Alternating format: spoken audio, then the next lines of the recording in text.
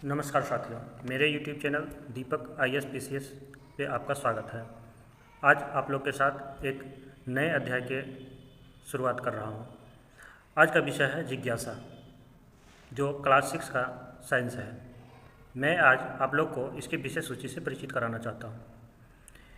इसका पहला अध्याय है विज्ञान का अनूठा संसार, दूसरा है सजीव जगत में विविधता, तीसरा है उचित आहार स्वस्थ शरीर का आधार, चौथा है चुंबकों को जाने, पांचवा है लंबाई एवं गति का मापन, छठा है हमारे आसपास की सामग्री, सातवीं है ताप एवं उसका मापन, आठवां है जल की विविधता, विविध अवस्थाओं की यात्रा, नौवां है दैनिक जीवन में पृथक्करण विधियाँ, 10वीं है सजीव विशेषताओं का अन्वेषण, 11वीं है प्राकृतिक की अमूल्य संपदा, 12वीं है पृथ्वी से परे। आइए हम एक एक करके इन अध्याय का इंट्रोडक्शन लेते हैं। पहला है विज्ञान का अनूठा संसार। इसके अंदर हमें किन चीज़ों को पढ़ना है, तो हम जानेंगे कि विज्ञान हमें क्या सिखाता है या विज्ञान क्या है। जैसे आप ये चित्र देख रहे होंगे, इस चित्र में आप सोचिए कि ये किस चीज़ का चित्र है, और ये चित्र है, इनमें जो तारे दिख रही है, ये तारे कौन से तारे हो सकते हैं। हमारे मन में एक सवाल पैदा हो रही है ना इसको लेके। उसी प्रकार से ये आप चित्र देख रहे होंगे, ये चित्र समुद्र के भीतर का दृश्य है। अब इस चित्र में आप गौर से देखिए तो आपको दिखेगा कि इसमें कुछ मछलियाँ हैं और कुछ अन्य जीव भी है। साथ में सूर्य का प्रकाश पानी के भीतर आते हुए प्रतीत हो रही है, और इस प्रकाश को पाके समुद्र के नीचे उपस्थित जीव खिलखिला रहे हैं। आखिर ये सब कैसे संभव हो पाया? ये सब अपना पोषण कहाँ से प्राप्त करते हैं? इन्हीं सवालों का जवाब हम विज्ञान का अनूठा संसार में खोजते हैं। आपका दूसरा अध्याय है सजीव जगत में विविधता। सजीव जगत में विविधता में हम लोग यह देखने की कोशिश करते हैं कि ये जो सजीव है इसमें क्या क्या अंतर है। आप देखिए यहाँ इस चित्र में, यह एक मैडम है, बाकी सभी बच्चे हैं। ये बच्चे विभिन्न जीवों का चित्र बना रहे हैं। जैसे देखिए ये हमें कछुआ नज़र आ रहा है, इसी प्रकार से ये एक पक्षी नज़र आ रही है, और ये एक पौधे नज़र आ रहे हैं, और सभी का आकार भिन्न भिन्न है। और आप जान रहे हैं कि सभी का वासस्थान भी भिन्न भिन्न होगा। जैसे आप इसी चित्र में देखिए पीछे ये पेड़ हैं, तो पेड़ की अपनी रहन सहन होगी, अपनी जगह होगी, उसके जीने का तरीका अलग होगी। लेकिन उसी पे बैठा एक पक्षी जो है, इसकी जीवन जीने की तरीका अलग होगी। उसी प्रकार से आप देख सकते हैं यहाँ पर जो है आपको नीचे एक और डायग्राम मिल रहा है। इस डायग्राम में आप देखिए कि एक शिक्षक जो है, वो शिक्षक कुछ बता रहे हैं बच्चों को, और बच्चों को बताने के साथ साथ ये पीछे आप देखिए ये कुछ और कर रहे हैं। ये जो है शिक्षक होंगे, ये बच्चों को बता रहे होंगे कुछ कुछ इन सबको। तो ये सब के जीवों में कुछ न कुछ अंतर प्रतीत हो रहा होगा। तो ये ऊपर आप देखिए, ये जो जीव है इसमें अंतर है। इसका देखिए रहने का तरीका अलग है, इसका देखिए रहने का तरीका अलग है। तो कहने का मतलब है इस अध्याय में हम ये जानने की कोशिश करेंगे कि जीव में विविधता पाया जाता है, और ये क्यों पाया जाता है और आवश्यकता क्यों है। तीसरे अध्याय में हम जानने की कोशिश करेंगे कि उचित आहार स्वस्थ शरीर का आधार। इसके माध्यम से हम लोग ये जानने की कोशिश करेंगे कि हमें आहार के लिए क्या क्या चाहिए। जैसे आप देखिए यह जो है आपका आहार के लिए पादप का स्रोत है, ये जो आपका है ये आहार के लिए जंतु का स्रोत है। तो ये सभी क्या है? प्रोटीन का स्रोत है। ये सभी आपका प्रोटीन का मुख्य स्रोत है। तो उसी प्रकार से देखिए अगले चित्र में कि यह जो है हमारे शरीर में वसा का मुख्य स्रोत है। ये वसा का स्रोत या पौधों से प्राप्त हो सकता है या फिर ये जंतु से प्राप्त हो सकता है। इस प्रकार हम जानने की कोशिश करेंगे कि अन्य कौन कौन से कंपोनेंट हमारे शरीर के लिए आवश्यक है, जिसे हमें भोजन के द्वारा लेने की आवश्यकता है। अगले अध्याय में हम जानेंगे चुंबक को जाने। तो चुंबक को जानने के लिए हमें ये पता होनी चाहिए कि चुंबक कहाँ कहाँ यूज होता है। बच्चों सोचिए कि ये सभी वस्तु आपके आसपास दिखे होंगे। जैसे ये जो वस्तु आप देख रहे हैं, ये मोबाइल का कवर है। इसमें आप देखते होंगे कि ये फोल्डिंग करने वाला है। जैसे ये इसमें फोल्ड होगा तो ये चिपक जाएंगे, तो इसका मतलब इसमें चुंबक लगा हुआ है। इसको आप देख रहे हैं, ये कील रखने का बर्तन है। इसमें आप देखते होंगे कि कील जैसे रखते हैं, कील ऊपर ये अटक जा रहा है। अटक जा रहा है, क्यों अटक रहा है? चुंबक के कारण। उसी प्रकार से ये लंच बॉक्स आप देखिए, जैसे हम ढक्कन लगाते हैं चिपक जा रहा है, किसके कारण? चुंबक के कारण। ये अलमीरा का डोर देखिए, हम खींचते हैं फिर छोड़ते हैं चिपक जाता है। ये फ्रिज का डोर देखिए, खींच के लगाते हैं चिपक जाता है, क्यों? क्योंकि उसमें कहीं ना कहीं चुंबक है। अगला हम डायग्राम देखते हैं, इसमें हम देखते हैं कि चुंबक जो है उसका आकार भिन्न भिन्न होता है। हम लोग जानेंगे चुंबक के भिन्न भिन्न आकार के बारे में। तो चुंबक के कौन कौन से आकार हो सकते हैं बच्चों? तो छड़ लाइक चुंबक है, ये यू आकार का चुंबक है, या गोल चुंबक जिसे हम लोग ब्लैक चुंबक भी कहते हैं। तो कुल मिला के इस अध्याय में हम जानेंगे कि चुंबक क्या है, चुंबक का उपयोग कहाँ कहाँ होता है और इससे हमारे जीवन में क्या क्या लाभ होते हैं। अब अगले अध्याय में हम जानेंगे लंबाई की मापन। लंबाई की मापन में हम लोग ये जानने की कोशिश करेंगे कि लंबाई कैसे मापा जाता है और किस किस वस्तु का लंबाई मापा जा सकता है। तो ये देखिए, आप लोग घर में देखे होंगे कि ये, या विद्यालय में भी बच्चे को तो विद्यालय में भी इसका उपयोग होता है। तो ये जो आप देख रहे हैं ये है लंबाई मापने का स्केल। इसे हम लोग सेंटीमीटर में मापते हैं लंबाई। देखिए यहाँ पर आपको स्पष्ट दिख रहा है, इसमें सेंटीमीटर का इंडिकेशन है। तो ये सेंटीमीटर से हम लोग लंबाई मापते हैं, या फिर लंबाई मापने के लिए हम लोग इस फीते का भी उपयोग कर सकते हैं। ये भी सेंटीमीटर में होता है, इससे भी हम लंबाई मापते हैं। जैसे कि देखिए, ये बच्चे क्या कर रहे हैं? कबड्डी का कोट बना रहे हैं। कोट बनाने के लिए रेखा खींच रहे हैं, और ये जो रेखा खींच रहे हैं, ये सभी रेखाएं जो है ये लंबाई माप करके खींचा जा रहा है, ताकि छोटा बड़ा नहीं हो। आगे जो है हम लोग देख रहे हैं कि आप लोग देखते होंगे कि सड़क के किनारे बहुत सारे पत्थर लगे होते हैं, उसमें किसी निश्चित स्थान का दूरी दिया होता है। जैसे ये मान के चलिए कि दिल्ली का इंडिया गेट है, और दिल्ली की दूरी कहीं से 70 किलोमीटर है, आगे बढ़ने के बाद 60 किलोमीटर है, 50 किलोमीटर है, 40 किलोमीटर है, इसी तरह से धीरे धीरे आगे बढ़ते बढ़ते 0 किलोमीटर है, यानी हम दिल्ली पहुँच जाएंगे।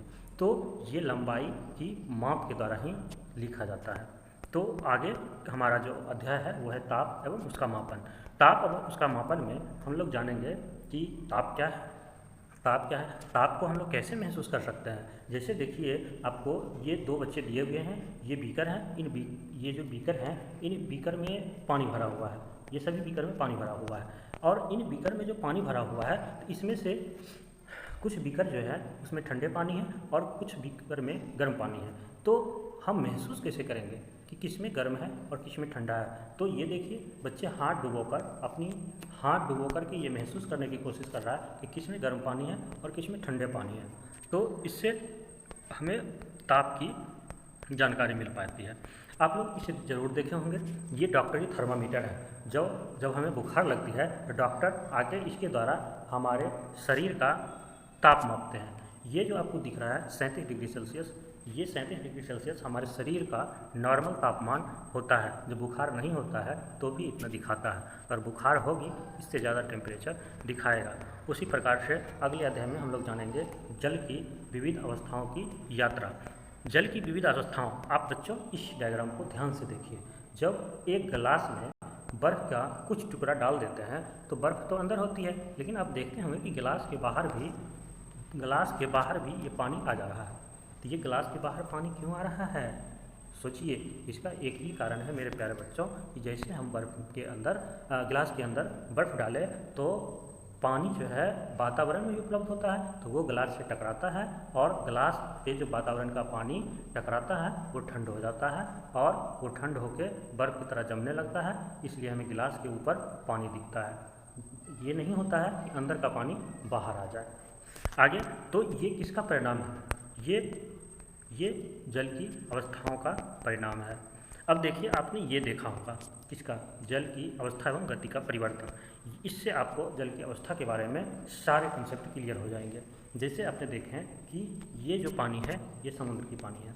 समुद्र की पानी क्या हो रही है कि धूप आने से समुद्र की पानी वाष्प बन के ऊपर उठती है। वाष्प बन के ऊपर उठने के बाद क्या होती है? ये जो है बादल बनाती है। क्या बनाती हैं? बादल। और बादल बनाने के बाद फिर बादल क्या होती है कि एक जगह जमा हो जाती है। बादल एक जगह जमा हो जाती है, और बादल जब एक जगह जमा हो जाती है उसी बादल से पुनः कुछ बारिश होती है या बर्फ़ की टुकड़ा बनती है। बर्फ़ की टुकड़ा जो होती है वो बर्फ़ की टुकड़ा इन पहाड़ियों पर जमा हो जाती है। बर्फ़ की टुकड़ा इन पहाड़ियों पर जमा हो जाती है, और ये पहाड़ी से पुनः बर्फ़ की टुकड़ा पिघल के नदी के द्वारा पुनः कहाँ आ जाती है? समुद्रों में आ जाती है। तो फिर से समुद्र का पानी धूप में वाष्पित होकर बादल बनाती है, या फिर बारिश के द्वारा जो भी पानी आती है वो भी नदी के द्वारा समुद्र में आके मिल जाती है। तो हमने देखा कि पानी का इसमें जानेंगे कि पानी का 3 अवस्था हुआ, कौन कौन सा, एक तो जल हो गया, दूसरा वाष्प हो गया और तीसरा बर्फ हो गया। तो हम लोग इसी 3 अवस्था के बारे में जानेंगे और ये भी जानने की कोशिश करेंगे कि जल से वाष्प कैसे बनता है, वाष्प से फिर पुनः जल कैसे बनता है और जल से बर्फ कैसे बनता है। उसके बाद अगले अध्याय में हम लोग जानेंगे हमारे आसपास की सामग्री। तो हमारे आसपास की क्या क्या सामग्री है बच्चे, तो हमारे आसपास की जो सामग्री है वो आप देख सकते हैं कि ये जो हमारे आसपास की सामग्री है ये आप देखिए, ये आपकी नोटबुक है, ये आपकी क्या है, नोटबुक है, ये स्केल है, ये आपकी है, ये बॉल है, ये ताले हैं, ये देखिए गमला है, ये चाबी रखे हुए हैं, ये स्केल है, तो ये पेन है। इस तरह से आप देख सकते हैं कि तमाम हमारे आसपास की ये वस्तुएं हैं। तो हमारा टॉपिक भी है हमारे आसपास की सामग्री, तो आप लोग इन सामग्री से परिचित हैं। अब देखिए, अब इस सामग्री में हम लोग ये देखने की भी कोशिश करेंगे कि कौन सी सामग्री पारदर्शी है, कौन अपारदर्शी है। पारदर्शी कहने का मतलब है जिस वस्तु के द्वारा, जिस सामग्री के द्वारा हम अपने आँखों से आर पार देख सकते हैं। जैसे देखिए यहाँ एक बच्चा है और यहाँ एक बच्चे हैं, तो ये बच्चे जो हैं ये बच्चे जो हैं ये कांच है, ये कांच का डोर है, इस डोर से ये इधर से उधर देख सकते हैं, तो ये पारदर्शी वस्तु है। जबकि क्या ये बच्चे पेड़ के पीछे छिपा हुए हैं और इधर अगर कोई बच्चे रहे तो इसे ये दिखेगा, दिखेगा नहीं दिखेगा। क्यों नहीं दिखेगा, क्योंकि ये पेड़ ये अपारदर्शी है। अब हम लोग बात करते हैं दैनिक जीवन में पृथ्वीकरण की विधियाँ।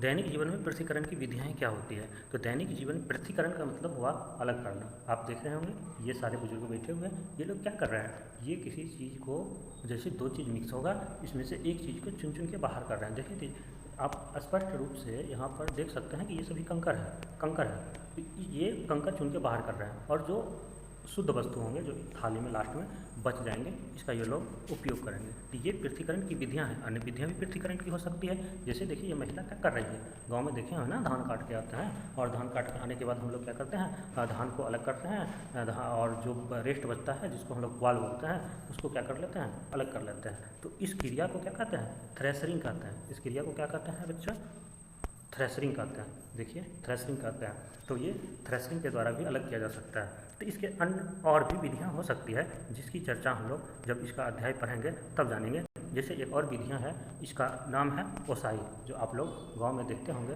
कि जो इसका ओसाई जो है, जो तमाम तरह के धान हो या फिर राई हो या गेहूँ का हो, जब उसमें कुछ व्यर्थ की पदार्थ होती है तो उसे ओसाई किया जाता है। अब हम लोग अगले अध्याय में जानेंगे। सॉरी बच्चों, माफ़ी चाहते हैं, इसमें जो है हमारा कुछ टॉपिक जो है आगे पीछे हो गया है, तो इसे आप प्लीज़ मैनेज कर लीजिएगा। तो चुंबक को जाने हम लोग तो बता ही दिए थे, चुंबक को जाने ये पुनः रिपीट हो रही है। तो हम लोग आगे चलते हैं। लंबाई की मापन भी हो गई है, आप लोग से लंबाई भी बता दिया हूँ मैंने, ताप की मापन भी बता दिया हूँ मैंने, और ये भी हो गई, ये भी हो गई, ये भी हो गई बच्चों, ये भी हो गई। अब हम लोग जानेंगे सजीव विशेषताओं का अन्वेषण। तो सजीव के विशेषताओं का अन्वेषण में हम लोग क्या जानने की कोशिश करेंगे, तो सजीव के विशेषताओं के अन्वेषण में हम लोग जानना चाहेंगे कि सजीव क्या है, निर्जीव क्या है। अच्छा, सजीव के लक्षण क्या होते हैं, जैसे देखिए इस चित्र में आप क्या देख पा रहे हैं, ये पुरुष हैं, ये महिलाएं हैं और ये इनके 2 बच्चे हैं, और ये देखिए क्या रखा हुआ है, इसको हम लोग घोंघा बोलते हैं। ये घोंघा जो है ये खोल में बंद है और ये अपना पूरा शरीर भी अंदर में रख लेते हैं और बाहर से बिल्कुल ठोस होते हैं, उठा के फेंक भी दीजिएगा फिर भी वो जिंदा रहेंगे। तो देखिए इसकी रहने की तरीका अलग है। आप ऊपर देखिए यहाँ पे एक चिड़िया है, इसका ये घोंसला है और चिड़िया के घोंसले के साथ ही इसका क्या है, ये अंडा है। ये क्या है, अंडा है। तो इनका जो है रहने का तरीका अलग है, चिड़िया का, घोंसला का, चिड़िया और अंडा का, और नीचे जो आप देख रहे हैं ये घोंघा का, इस सब का और मानव का रहने का तरीका अलग अलग होता है। तो इसी बात है कि जीवों की विशेषताएं क्या होती है, कि सब जीव में क्या विशेषता होगी, उसी के क्रम में हम लोग ये जानने की कोशिश करेंगे कि देखिए कोई जीव होता है, उसका शुरुआत कैसे होता है, कैसे अंत हो जाता है। जैसे हम एक एग्जाम्पल के तौर पर उसको देखेंगे कि ये बीज का अंकुरन हो रहा है। जैसे बीज अंकुरित होगा उसके बाद इसमें पत्तियाँ आएंगी, पत्तियाँ आके फिर ये बड़ा होगा और उसमें फूल लगेगा। फूल लगने के बाद उसमें क्या होगा बच्चे, फूल लगने के बाद उसमें पुनः फल लगेगा और फल लगने के बाद फिर से क्या होगी कि फल लगने के बाद जो है पौधे मर जाएंगे और पौधे की मृत्यु हो जाएगी। फिर उसके फल से हम लोग बीज निकालेंगे और बीज को फिर से बोएंगे और फिर बीज बड़ा होगा। ये चक्र जो है चक्र दोहराते रहेगा। ये चक्र क्या रहेगा बच्चे, दोहराते रहेगा इसे। तो ये दोहराते रहेगा, तो ये इसकी अवस्थाएँ हैं। तो ये जीवों की जो विशेषताएं भी है कि जीव इस तरह से करते हैं। जैसे देखिए ये मच्छर का चक्र है, मच्छर का चक्र में क्या हम देख रहे हैं, हम ये देख रहे हैं मच्छर के चक्र में कि मच्छर जो है पहला अवस्था में आया, तो पहला अवस्था में अंडा दिया, दूसरे अवस्था में अंडा जो है ये अंडा दिया, दूसरी अवस्था में लार्वा बन गया, तीसरी अवस्था में लार्वा से प्यूमा बना, और चौथे अवस्था में क्या हुआ कि प्यूमा से वयस्क बना। वयस्क बनेगा, फिर वो हमको काटेगा, खाएगा, पिएगा, मस्ती करेगा, फिर पानी में या पानी के किनारे ये अपना अंडा देगा, फिर ये अंडा है, अंडा फिर लार्वा में बदलेगा, लार्वा फिर प्यूमा में बदलेगा, और प्यूमा फिर क्या करेगा, वयस्क में बदल जाएगा। तो इस तरह से इसका जीवन चक्र है मच्छर का। जबकि देखें कि पौधों का जीवन चक्र इस तरह का होता है, मच्छर का जीवन चक्र इस तरह से होता है, उसी तरह मनुष्य का जीवन चक्र अलग होगा। तो इस अध्याय में हम लोग जान पाएंगे कि सजीव की क्या क्या विशेषताएँ हैं। अब अगले अध्याय की चर्चा हम लोग करते हैं, प्राकृतिक की अमूल्य संपदा। इस अध्याय में हम ये जानना चाहेंगे कि हमारे प्राकृतिक में क्या क्या है। अब इसे संरक्षित करने की क्या आवश्यकता है। देखिए आपको इसमें क्या क्या चित्र दिख रहा है, ध्यान से देखिए। जैसे ये दादी माँ है, ये साइकिल है, पीछे में जानवर बंधे हुए हैं, और आपको ये जो है ये बड़ा सा पेड़ दिख रहे हैं। तो ये सभी किसके द्वारा दिया गया है, प्रकृति के द्वारा। अच्छा ये चित्र किसका है, ये चित्र ऐसा नहीं लग रहा है ये एक गाँव की चित्र है। तो गाँव कहाँ बसा होगा, ये देखिए आपको दिख रहा होगा कि एक नदी या तालाब है जिसके किनारा जो है गाँव बसा हुआ है, और ये जानवर है, ये पौधे हैं, और ये सभी जितने भी चीज़ हैं हमें कहाँ से प्राप्त हुए हैं, प्रकृति से प्राप्त हुए हैं। और हमें इसे संजोने की भी आवश्यकता है। जब तक संजोएंगे नहीं तब तक ये हरा भरा रहेगा नहीं, और हम लोग जीवित भी नहीं रह पाएंगे। जिससे देखिए प्राकृतिक के लिए स्वस्थ रहने के लिए देखिए ये पेड़ की आवश्यकता है। इस पेड़ के नीचे ये सन्यासी क्या कर रहे हैं, व्यायाम कर रहे हैं, ताकि वो स्वस्थ रह सके। इसलिए भी हमें प्राकृतिक को संजो के रखने की आवश्यकता है। आप एक और चित्र देखिए, ये वन है, ये क्या है, जंगल है। अब इस जंगल में आप देखिए विभिन्न तरह के जीव दिखेंगे। ये दादी माँ है, ये बच्चे हैं खेल रहे हैं, पीछे देखिए ये क्या है, ये सभी जानवर हैं, ये सभी क्या है, जानवर है, और ये सभी जानवर जंगल में घूम रहे हैं। और ये पेड़ पौधा देखिए कितनी घनी पेड़ पौधा है, और हमें जंगल जाके कितनी मज़ा आती है। लोग शौक से टिकट कटा के जो घूमने जाते हैं, क्यों जाते हैं, क्योंकि वो प्राकृतिक का आनंद लेना चाहते हैं। तो प्राकृतिक हमें जीवन देती है, जीवन जीना भी सिखाती है। देखिए जंगल में कितना है, पक्षी है, पेड़ है, पौधे हैं, सब कुछ है। अब हम अगला अध्याय में जानेंगे पृथ्वी से परे। पृथ्वी से परे का मतलब है कि हमें पृथ्वी से आगे की दुनिया के बारे में जानेंगे। जैसे आप देखिए कि इस चित्र में आपको दिखेगा कि ये व्यक्ति हैं, ये लद्दाख में सबसे ऊंचे स्थान पर खड़े हैं, और वहाँ से वो आकाश को देख रहे हैं। और इस आकाश में क्या दिख रहा है, देखिए इस तरह से आकाश दिख रही है हमें, और आकाश में क्या क्या है, तारे हैं, और भी बहुत कुछ हमें दिखने को मिल रही है। हम इसके बारे में जानेंगे। देखिए आकाश इस तरह से रात में दिखती है कि नहीं दिखती है, और इस तरह से देखिए तारे टिमटिमाते रहते हैं। उसके बाद हम लोग देखिए ये है हमारी रात्रि। रात में देखिए मैडम जी क्या कर रहे हैं, बच्चों को आकाश दिखा रहे हैं। तो ये आकाश में हमें ये दिखा रहे हैं कि पृथ्वी से बाहर कैसी दुनिया है। जैसे आपको एक चीज़ ये बताना चाहूँगा, देखिए सूर्योदय होता है तो कैसा प्रतीत होता है, देखिए जैसे लग रहा है कि पूरा दिन सुहानी हो गई है, इस तरह से हमें प्रतीत हो रही है। और हकीकत में पृथ्वी के बाहर जब हम लोग जाएंगे तो हमें एक बड़ा सा सौर परिवार दिखेगा। सौर परिवार में इसका मुखिया, ये इसका जो मुखिया होगा ये सूर्य हो गया। मुखिया कौन है, सूर्य है, और इसके बीच में देखिए ये शुद्ध ग्रह है, और यहाँ पे तमाम ग्रह आपको दिखेंगे। ये ग्रह है, ये ग्रह है, ये ग्रह है, ये ग्रह, बिल्कुल सभी 8 ग्रह हैं कुल मिला के। और ये हमारे पृथ्वी की बाहर की दुनिया है। इन 8 ग्रह के बारे में हम लोग जानेंगे। 8 ग्रह कौन कौन है, तो बुध है, शुक्र है, पृथ्वी है, मंगल है, बृहस्पति है, शनि है, यूरेनस है, वरुण है। तो इन सभी के बारे में हम लोग जानेंगे। धन्यवाद साथियों। अगर आपको ये वीडियो अच्छा लगे तो मेरे चैनल को सब्सक्राइब जरूर करें, और बेल आइकन को जरूर दबा दें, ताकि अगर कोई वीडियो आए तो आप तक जरूर पहुँच जाए। साथियों मैं आपको एक इम्पोर्टेंट जानकारी देना चाहता हूँ कि मैं इसी चैनल पे NCERT सीरीज चालू कर रहा हूँ, जिसमें क्लास 6 के साइंस से शुरुआत किया हूँ, और धीरे धीरे आप लोग को सभी विषय की जानकारी इस चैनल पर दिया जाएगा। समय देने के लिए धन्यवाद।